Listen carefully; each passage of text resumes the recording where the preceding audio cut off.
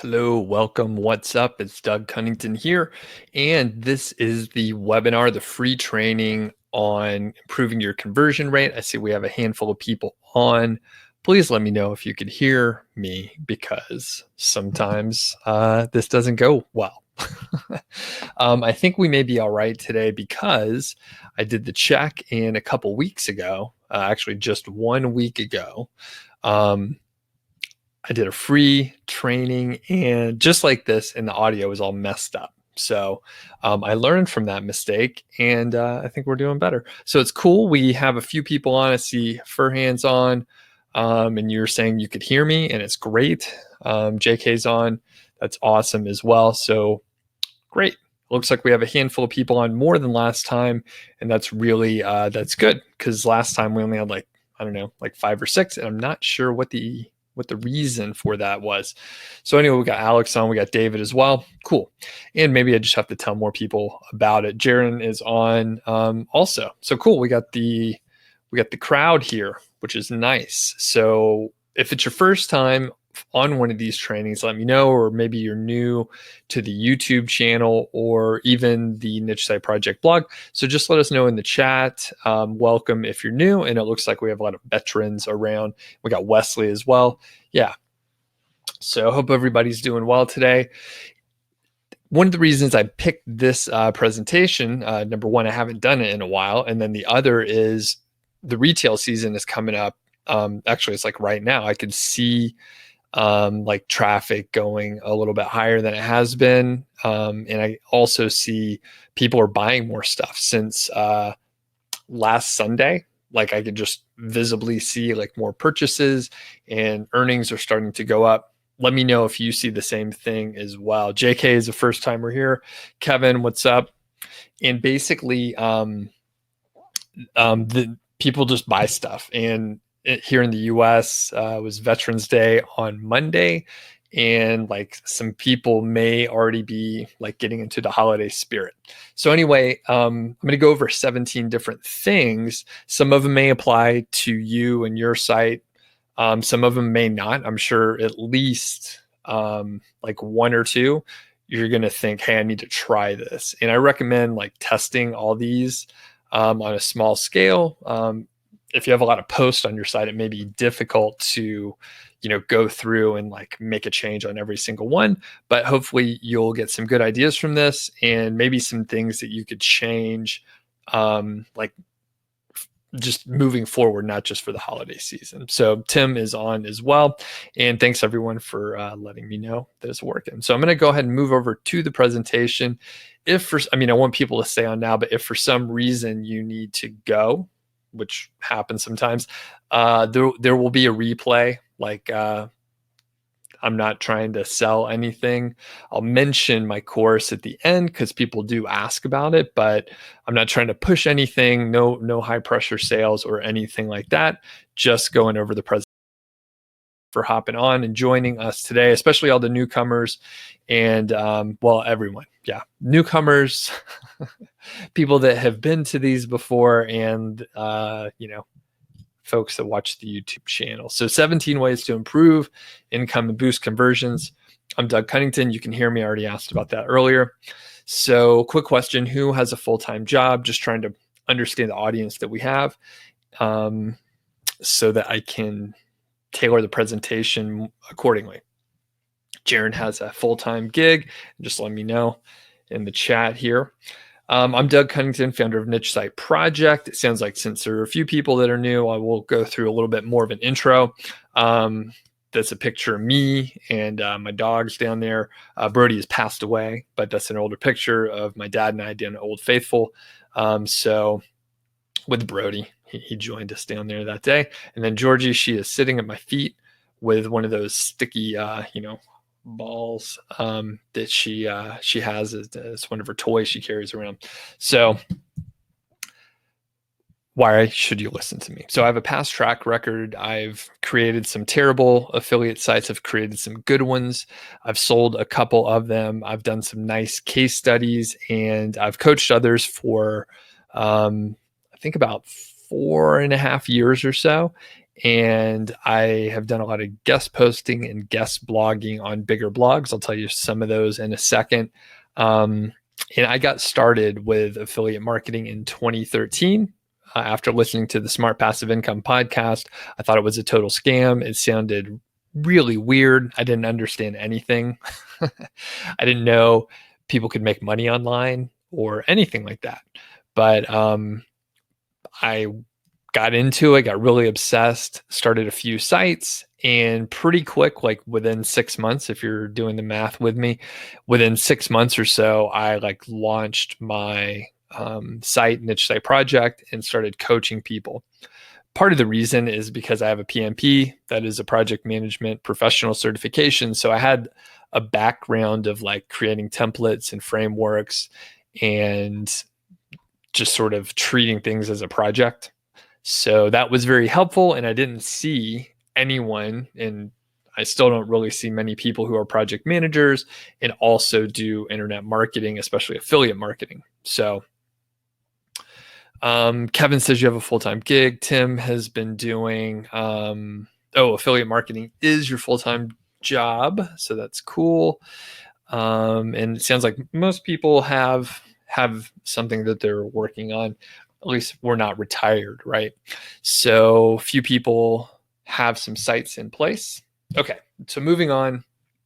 It sounds like some of you all are talking about that. Feel free to talk amongst yourself as well. But how many people are running a site currently? How many people are thinking about starting a site? Just curious about that as well.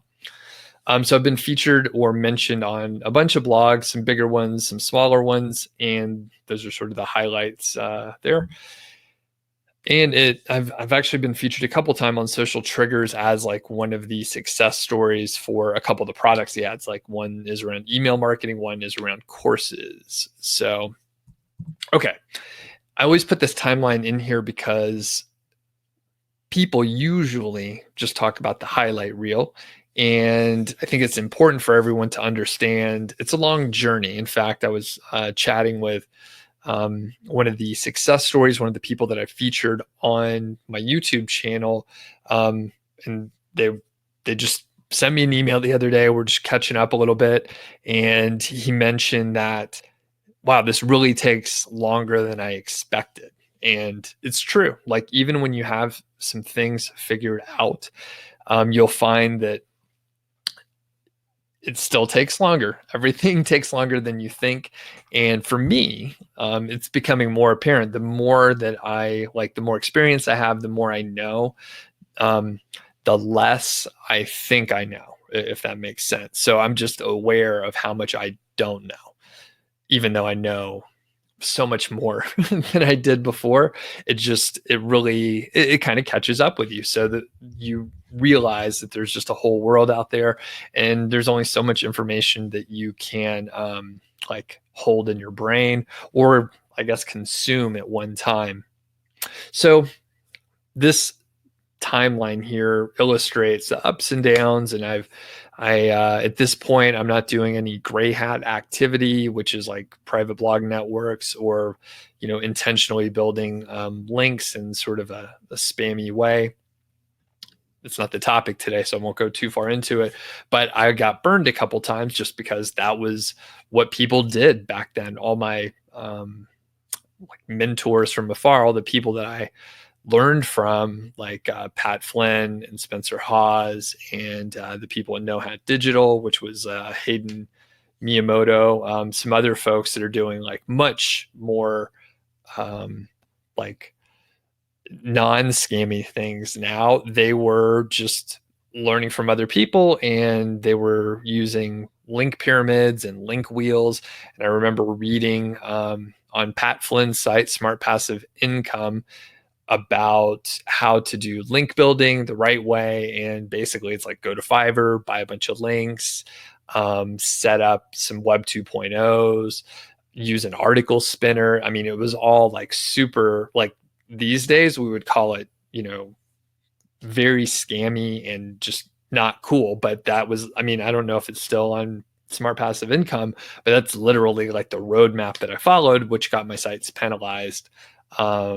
And what can you do except to like change what you're working on?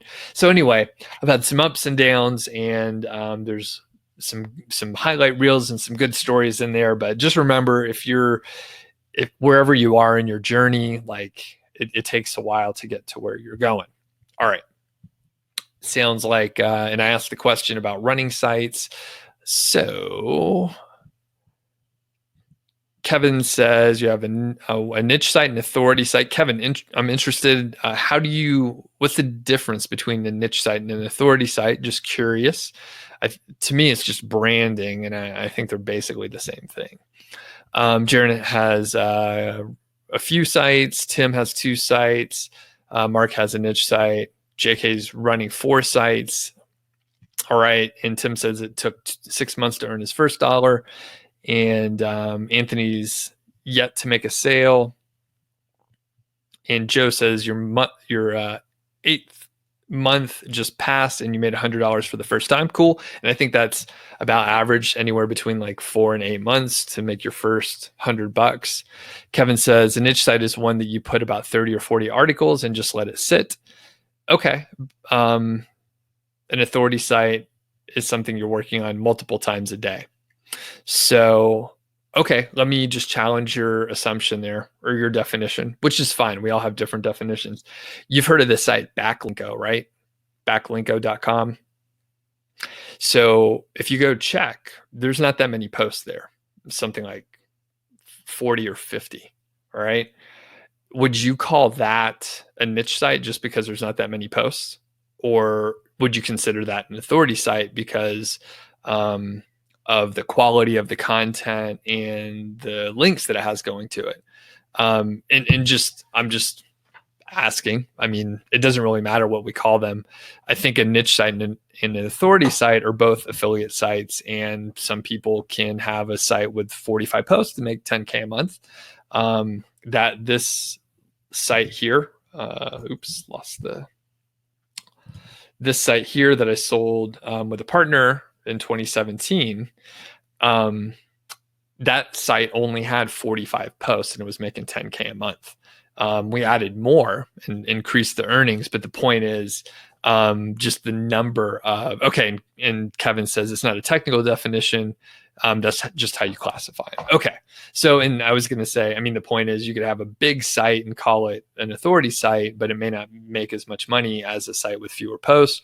Or, Backlinko, I think, is an authority site. However, it doesn't fit in the definition that a lot of people use.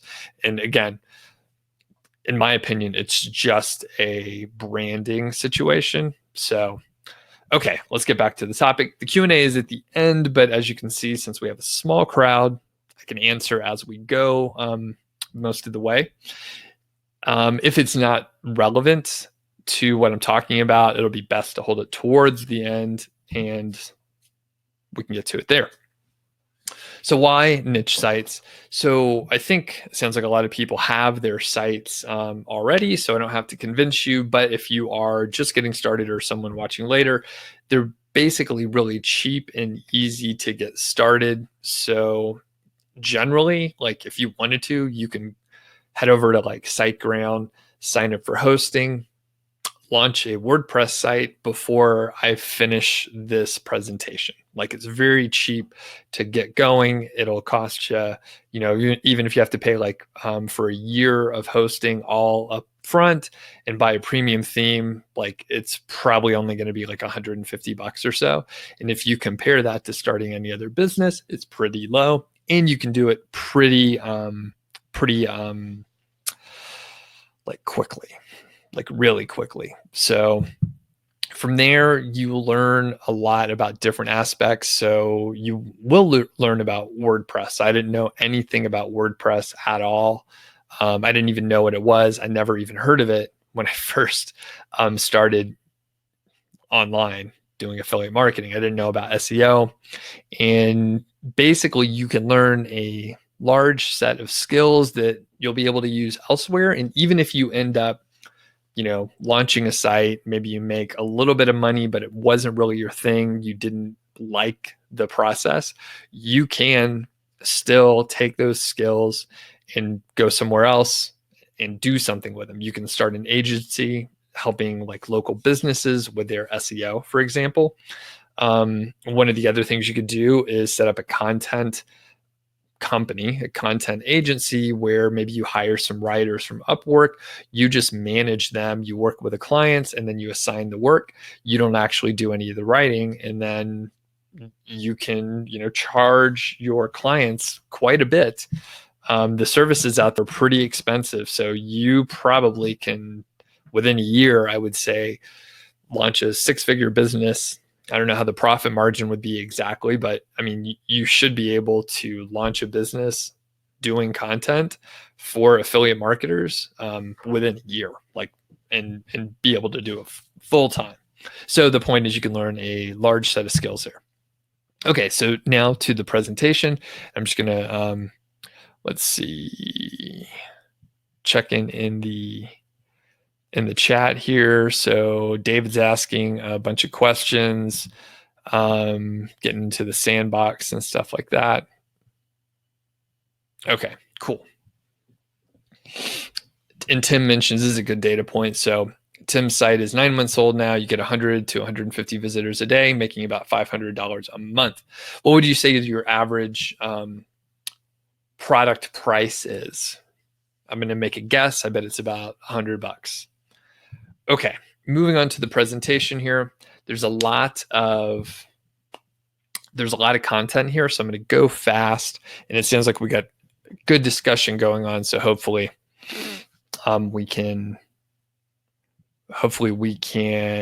continue with that discussion. Okay, so number one, you want to get the right kind of traffic to your site, and this is sort of the thing that you may not be able to like implement right away and have it kick in for like Black Friday. But if you can tailor your keywords a little bit better, you may be able to tweak it, maybe in time for Christmas, depending on how old your site is. Okay. So get the right kind of traffic, and I'm talking about buyers keywords. And in general, it's going to be like the product name and then review, or maybe even the specific model name and then review, best, and product name. I'll give you some examples too. What kind of blank should I get? And some examples would be like a kitchen faucet review, or like this, again, the specific model. So like a Moen 5000 like faucet or something like that.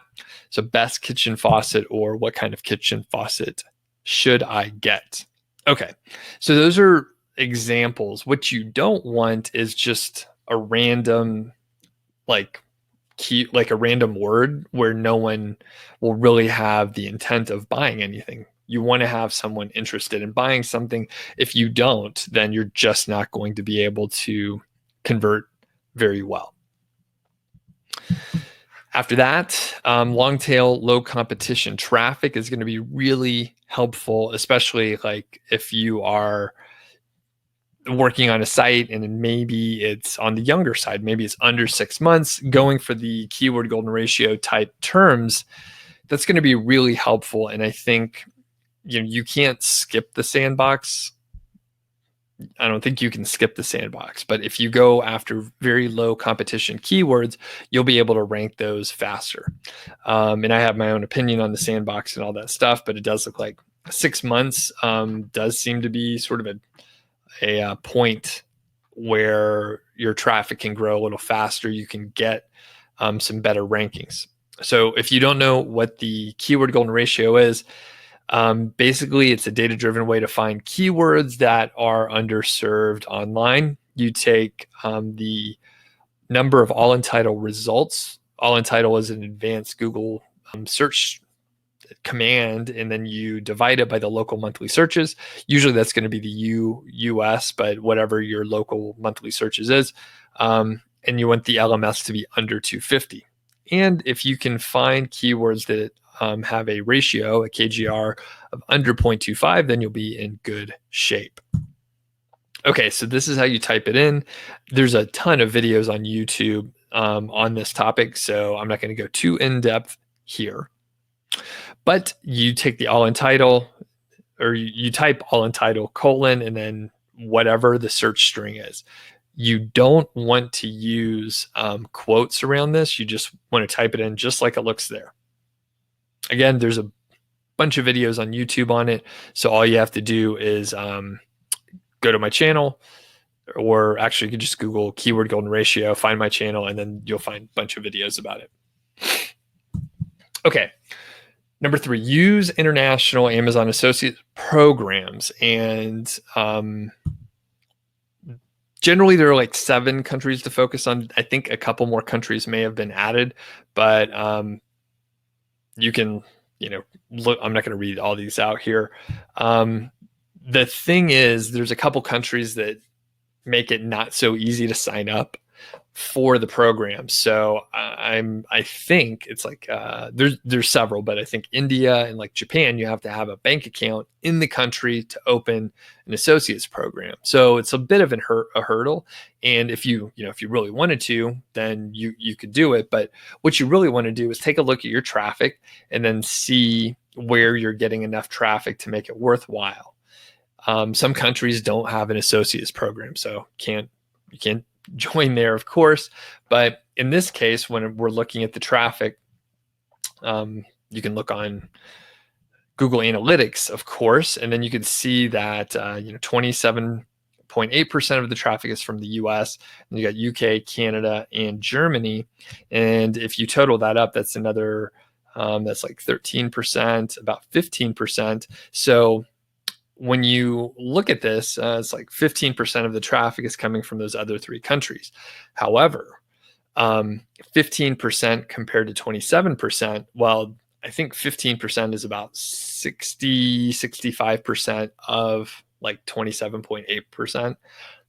That said, if you added those other programs, you could stand to increase your earnings by about 65%, probably not exactly that. It may be a little bit lower, but that's a great way to increase your earnings with the existing traffic by utilizing the international programs. So that said, cool thing, Amazon Associates, I think they just rolled out in the last week or so, like a global dashboard. So you can see all your earnings aggregated without having to log into the other programs. They were all linked up before, but you had to go log into each one of them. So next, a call to action above the fold. So this is probably the number one. Everyone pay attention here. Basically, when I review someone's site and they're having me, critique it, give them an audit, most of the time there is not a call to action, not an affiliate link up near the top. It's usually like further down. Sometimes it's all the way at the bottom, which is a little bit insane to me. But if you can put a call to action above the fold, that's a good thing. So this is an example from the Wirecutter Best Action Camera. And you can see in the first sentence there, they have a call to action in an affiliate link. It's not a strong call to action, but they're just saying like, here's the best one. And that's an affiliate link over to Amazon. And just as a side note, you can see that they are using a buyer's keyword as the title there. All right. Next, number 5, this is to test different calls to action. So you can use a text version like I showed here. I like text personally. Then you can, write whatever you want and people know it's a link. Sometimes if it's an image, people don't know that that's a link, especially like on a mobile device or a tablet. But you could also use like a button or something like that. And you can see on the Wirecutter, they've changed it up just a little bit. The screenshot is a little bit old here, but they have like a featured product. They have a feature box for products, and you'll see the title of the product. You'll see the name of the model, a little blurb. You'll see the button. And usually they'll have a price there. They're pulling it from the API. And then after that, you'll have usually the image will be an affiliate link. So you could test different things, and then you could use like a heat map, or use heat map software to see, like, are people clicking on certain things over others. And further, I can't remember if I mentioned this specifically, but the point of testing the different calls to action is, like, you could in a table, right? You can maybe put an image, or don't put an image, or you could put a button, or you could use text. And there's like all these things that you could test and see what works better. And I think it probably depends on what else you have going on your site. So I don't know that there's a specific, like, this is always going to work. It's something like you always have to test it, which I'll talk about again in a little bit towards the end here. Okay. So number 6 is to use text links throughout the content. And again, I like the text links, and I think they convert pretty well for me. In my opinion, they come off a little bit less salesy and pushy than if you have a button or some other, actually buttons are the things that are a little bit pushy because they look more official.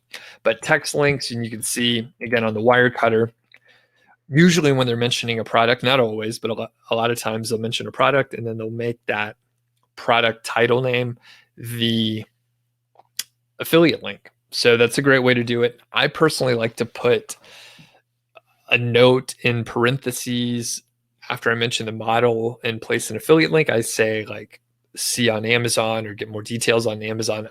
The reason why is I want to tell someone what to expect.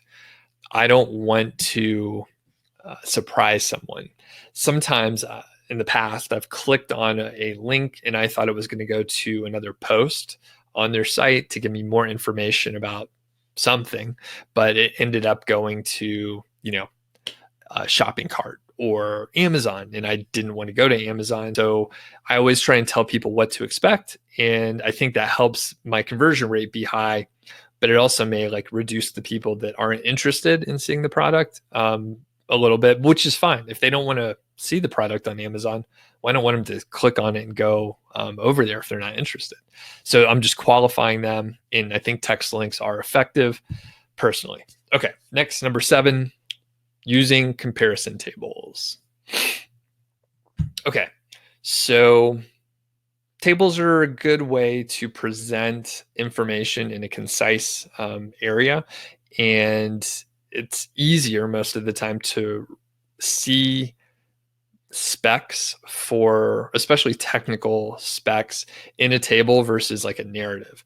So you could imagine if you saw these items compared in a narrative, just in sentence paragraph form, it's not going to be as easy to follow as this table and the little check boxes there. Now, if you are not sure what you should put in your table, that's okay. I recommend you head over to Amazon and take a look. Now, don't copy what Amazon has, but you can get some good ideas about what you can add in there. You could also head over to the manufacturer site. Usually, if they have multiple products, or they are comparing their product to other companies' models, then they will also have tables. You could even look at the user manual for some of the products. Sometimes they will have comparison tables also. And if you use different resources, then you'll actually be able to put together like a unique table that maybe no one else really has. And I've done that a few times where it just ends up being a pretty good resource, because a lot of times, let's say, GoPro has this information on their different models here. They don't usually have information on another company's product line. So if you could combine different companies' products, then you potentially are serving the actual searcher better, because that's what people care about, right? GoPro wants people to compare the different GoPro models, but an actual consumer is going to look at several different brands because maybe they don't care what brand they get. They just want the best product. So if you need ideas, go do some research and you should be able to come up with something. In general, I think simpler tables are better. So if you're trying to put in too much information, I would recommend you take that table and like move it further down in your post, and near the top have a very straightforward, a simple table similar to what Amazon may have. Amazon has pretty simple tables. This is one of the more complex that I've seen. Okay, recommend related products. So this actually goes really well with the action camera idea, because there's a bunch of little attachment deals that you can get for an action camera. And if you're not sure what kind of products that you can recommend, again, you can go to Amazon and see like this customers who also bought this, or who bought this item also bought these. So again, for an action camera, there's like accessory kits, extra batteries, memory cards, all this stuff. So basically, you can just go to Amazon and get ideas, and then at the towards the end of your post, or during a transition point in your post, you can say, hey, if you're getting this thing, then you probably want to get the accessory kit too. And then another way to get someone over to Amazon. Okay, number 9, use high quality header images. So I go back and forth on this one, depending on really how I'm feeling. But we can look at an example here. This is from Baby Gear Lab, and this is just a great way to let the person know that they're in the right place. So if you're looking for diaper bags, you see they're using a diaper bag. It's not a stock image with like a white background. They're actually out there in a park. It looks like they're in a forest or something like that. And that's a great way to let the reader know that they're in the right place. The caveat here, I said I go back and forth on this. I kind of like having a smaller image, still high quality, but a smaller image, so that the copy starts right away. So you could qualify someone, but the alternative is a big image, and then they'll start scrolling down, and you just want someone to start scrolling down. And a lot of sites do use a large feature image, and some other sites, they don't use a feature image at the top at all. They use some smaller images, and they just start with a text right away. So either way can be fine. And if you have access to, real authentic pictures that are not stock, I think that is like the best way to go, because it indicates that like maybe you own the product and or you've tested it. Okay, number 10, don't offer too many choices. So this may seem counterintuitive, but I mean, when people are confused because there's too many choices, sometimes they don't make a decision at all. So in general, I like to have no more than like 5 recommendations or 5 products. Here I've mentioned 4 to 5 seems to be ideal. So again, on the diaper bag from Baby Gear Lab, they have their table, which is, they have awesome tables, tons of information, but by default, they only show 5 products. You can see all of the products together in a table by clicking view all, but it's not by default. I believe that is because they realize they don't want to give someone too many options. In fact, I think that is why affiliate sites do well, because if you go over to Amazon and you type in diaper bag, you may get 400, I have no idea, you may get hundreds of results, and it's confusing. You don't know what to choose. They probably seem very similar. In fact, I can't remember what I was picking up the other day on Amazon. Oh, I was getting like a water bottle that has like a bowl attached to it, like so a dog can drink out of it for Georgie. And there were like 10 items that all looked identical. Like they ordered them from the same factory and they just had different logos. And I was like, I don't know which one to pick here. Doesn't really matter. But the point is, don't give too many choices. If you want to have more, again, I recommend putting a smaller, simpler table near the top. And then if you want to have a more complex table with more information, maybe more products, you can put that deeper into the article. And I've done that before, because sometimes, there's a lot of specs that you want to cover in your table, but you don't want to overwhelm someone right away. You want to overwhelm them later. Okay. So again, to the 4 and 5 choices, the wire cutter, I picked another review over there, and they seem to do like 3 to 5 models in general.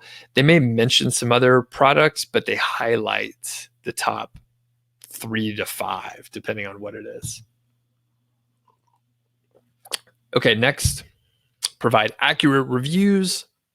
This may seem silly to even mention, but what I've seen, especially if you hire writers to do this, or if you're just getting started, you might make each of the products sound great.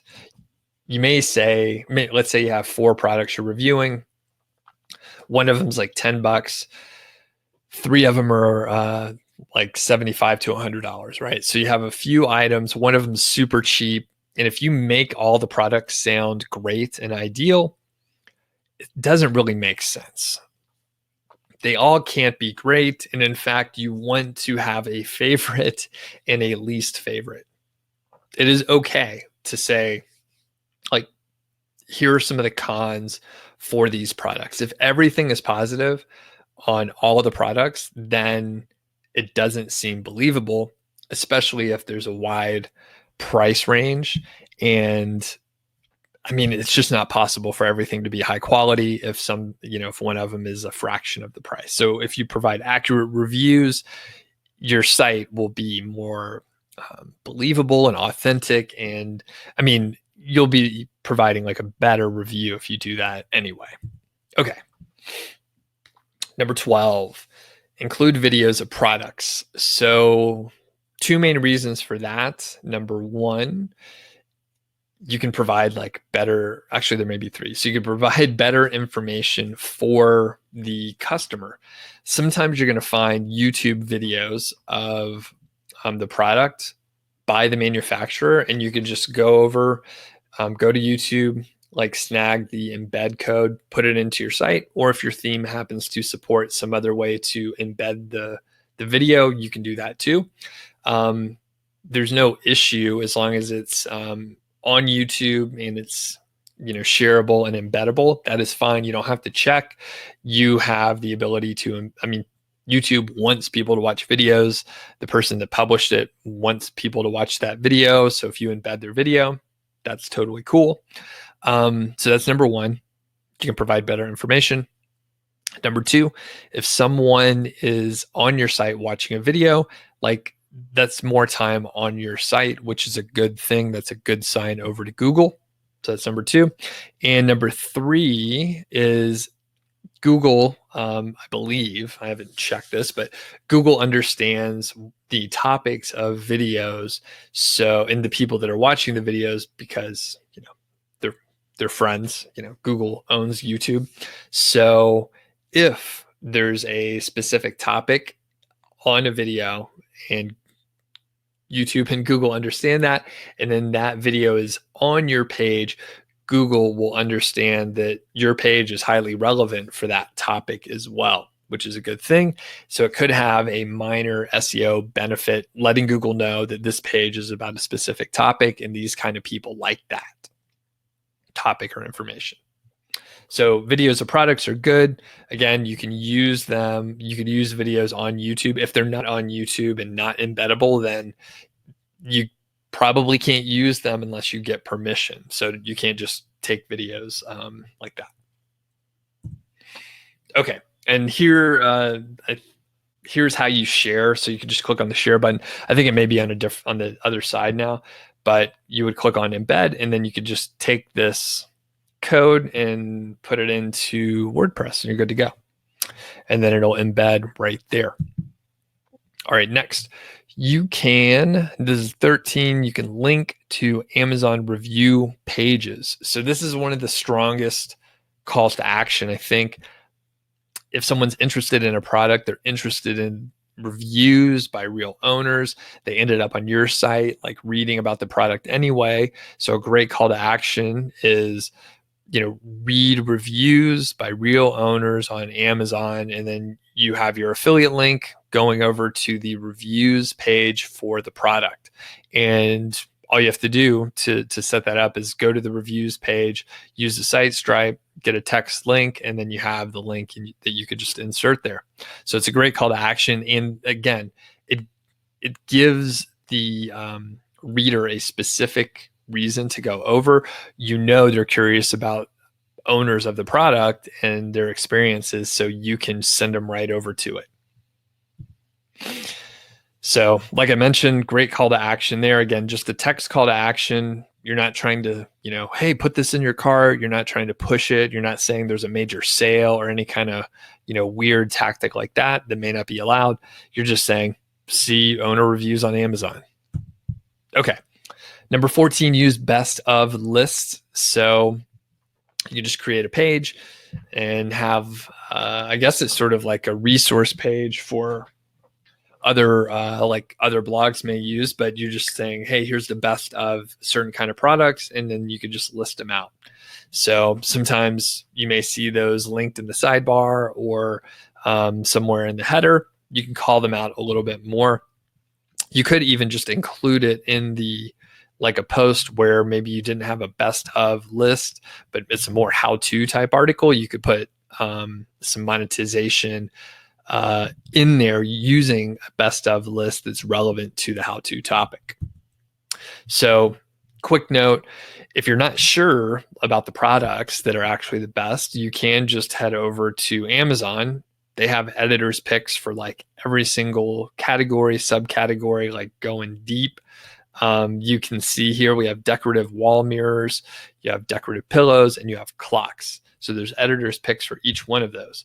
And you can head over to the editor's picks, and then, you can see there's 112 just of the decorative mirrors. So you would probably need to like refine it down a little bit, but in most cases, you could probably just arbitrarily pick, 5 or 10 or however many you're going to put on your list, and then you'll be good to go.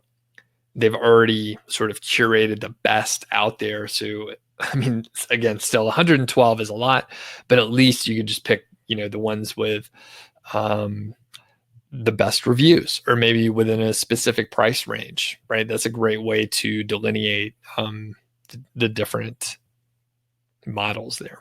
Okay. 15, create a deals page. Now, this is something that may come up as very relevant leading into Black Friday and the holidays. So it's not just relevant for the holidays, though. As you go through the year, there's just different holidays that pop up. Mother's Day, Father's Day. You may have a President's Day sale, Labor Day, Memorial Day, right? So there's a ton of different occasions to have a deals page. And you usually can just head over to Amazon, click on today's deals. Leading into Black Friday, you may already have emails noting some of the sales that may be going on for Black Friday. And just you can start featuring those. You could send people over just to this page, right? You could just say today, like check out today's deals for Black Friday or whatever, and just make sure you keep it up to date, make that link up to date, but send people to this page. And then once they're cookied, you're in good shape. All right, number 16 is to conduct A/B testing using a dedicated tool. So in the past, these tools were pretty expensive. In fact, unless you had like thousands of visitors a day, it probably is not worthwhile to use. I think it was like Visual Website Optimizer, and then like Optimizely. There may be another one. However, it's been out a couple years, but within Google Analytics, there's a tool called Optimize, and it essentially allows you to do A/B testing pretty much the same as what those other tools were allowing you to do, and it's free. So the other tools, it would, some of the cheapest packages were like $150 to $250 a month, and it could be up to like $1,000 a month, and you were limited. You were limited in how much you could send traffic through there to be tested, because it was, I guess, very intense for the service provider there. Anyway, the point is, it was very expensive and it was hard to run the test. So even if you had a few thousand visitors a day, it may take 3 weeks to run a test and get like a statistically significant result. Now it's free if you use Google Analytics Optimize and you actually can test things. Now, is it a good idea to do that? It's very time consuming, and unless you have the time to put into it and run the test, it probably isn't a great use of time. It's kind of cool to use the tools though. And if you're just testing, one thing on one page, and that page has a lot of traffic, so maybe you're testing the text on the call to action, and you're comparing one thing to another.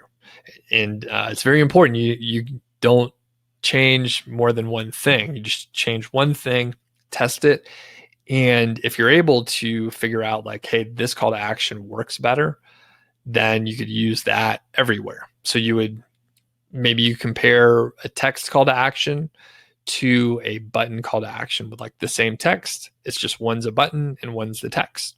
You could test that, see what comes up, and then after that, you can implement that all over your site. Okay, last one. Increase your trust and credibility with your about page.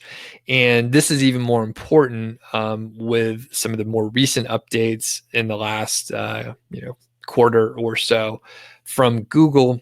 A strong about page is important. It's great to have credentials in there if you have them.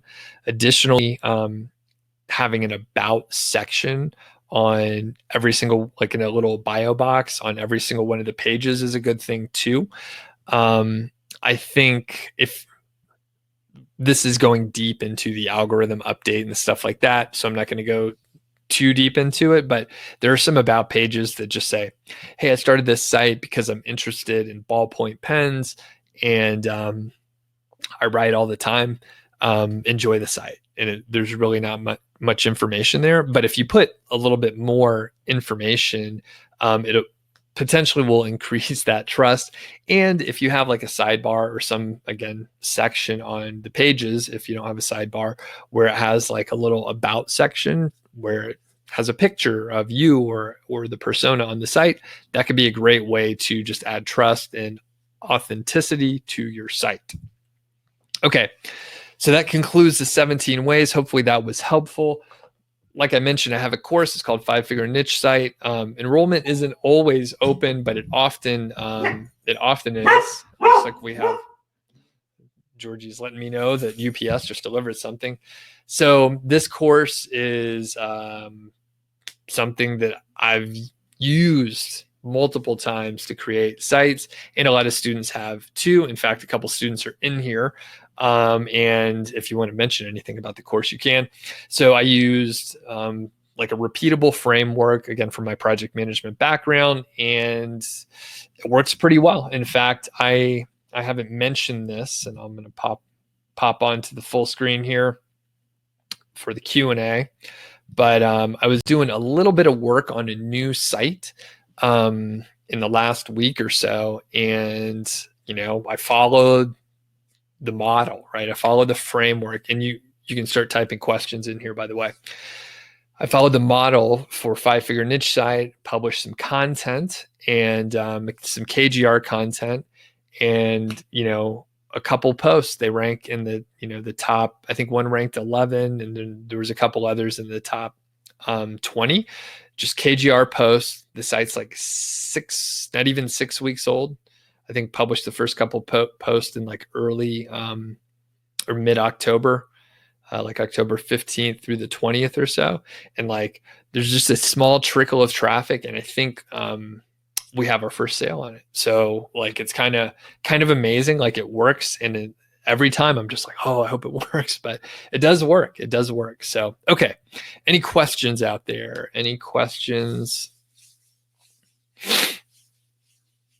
Okay, and Tim says, fantastic course. You took it late last year. You highly recommend it to anyone who's serious about building affiliate websites. Fantastic. And Tim, let's see.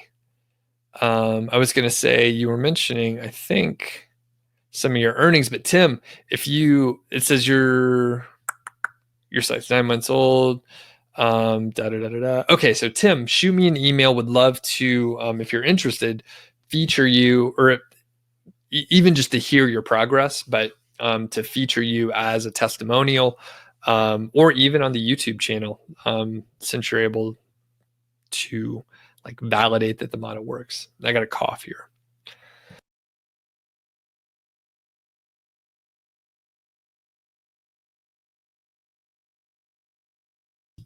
Okay. All right. Any questions out there? Okay, Tim, thanks a lot. That'll be awesome. I don't really do many like requests to get testimonials, but I should probably shoot an email out. It's been a while. Ryan says you're making a lot of sales with 7 months or within 7 months because of me. Hey Ryan, you shoot me an email too. Would love to hear about it. Tim, thanks for the kind words there about the course. I worked very hard on it, and always trying to add some improvements and keep it up to date. All right. Any questions out there? If not, my voice just feels scratchy. I had just the right amount of caffeine to talk a lot and quickly. So I think my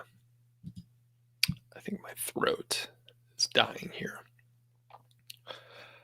All right. Well, I'll mention tomorrow I'm doing the YouTube live Q&A, 10 a.m.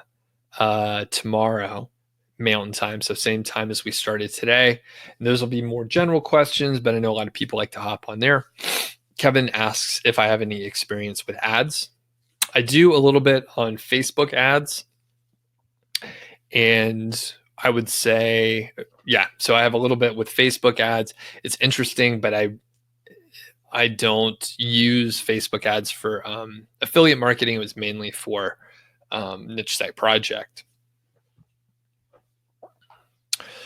Okay, and Nico says, you've been going through different levels of the course, and could I quickly go over them?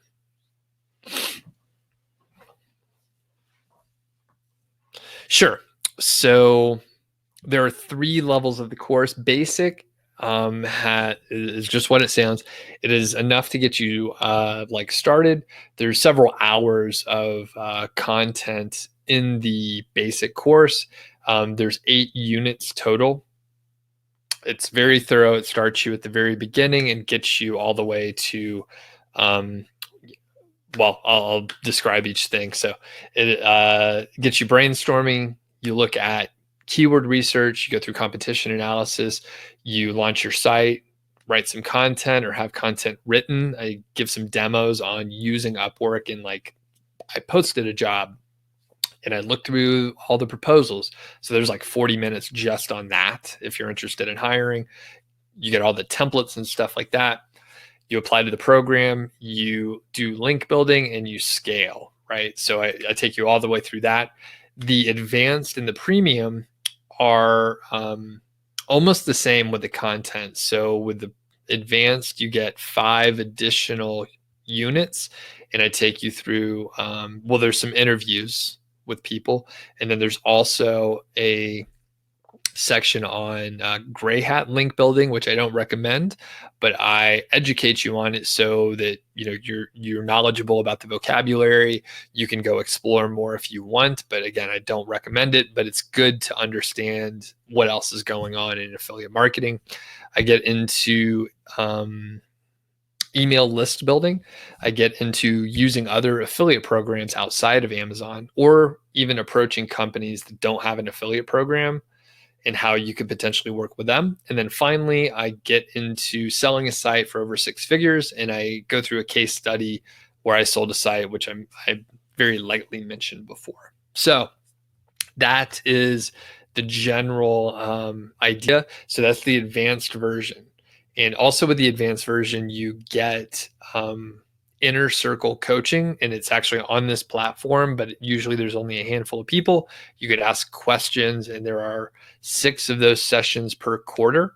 And then once you sign up, you can keep coming until Amazon affiliate program is not effective anymore. So basically, you get lifetime access to the inner circle calls. Finally, the premium is exactly like the advanced, except you get 4 one-on-one sessions where we can talk about whatever you want. We can look at your site, we can go through your keywords, and a lot of people opt for that because they can get actual one-on-one help looking specifically at your site and stuff. So Nikos, if you have other questions, just shoot me an email, and I can answer specifically if you have any concerns or anything. The other part is support, and I think anyone in the course who's emailed me, or actually if you just see me on YouTube or us talking here right now, like it's the level of support is so much better than any other course that I've been in myself. And I have people that ask me, like you, Nikos, right? So you ask me about the course and they say, hey, well, I won't mention the course, but they're like, hey, I'm in so-and-so's course. And I'm like, well, don't take my course. Go ask it. Like if you're in another course, it should work. So go ask the instructor, or the team of instructors, the question that you have, like, where are you stuck? Like, what's the problem with that course? And most of the time they say, well, I tried to email them, but they don't really respond back. So I don't do that. I have a person helping me and I read 100% of the emails and I go through it in a methodical way to make sure nothing like falls through the cracks. Okay, so Kevin says, do I have AdSense or experience with AdSense? Very little. I've run some ads in the past, or run AdSense and on a small level, but generally I am focusing on buyers' keywords. So, my goal is to have them head over to Amazon. However, I think I'm probably going to start dabbling a little bit with traffic, but only for my informational content. So, yeah, paid ads aren't my thing, although I have a friend who does mainly paid ads and he's doing really well with that. And the thing is, you have to have like huge amount of traffic usually to make it worthwhile. Okay, Nikos, yeah, looking forward to hearing from you if you have any other questions. Okay, any other questions in our chat here? I see Georgie she wants to go for a walk.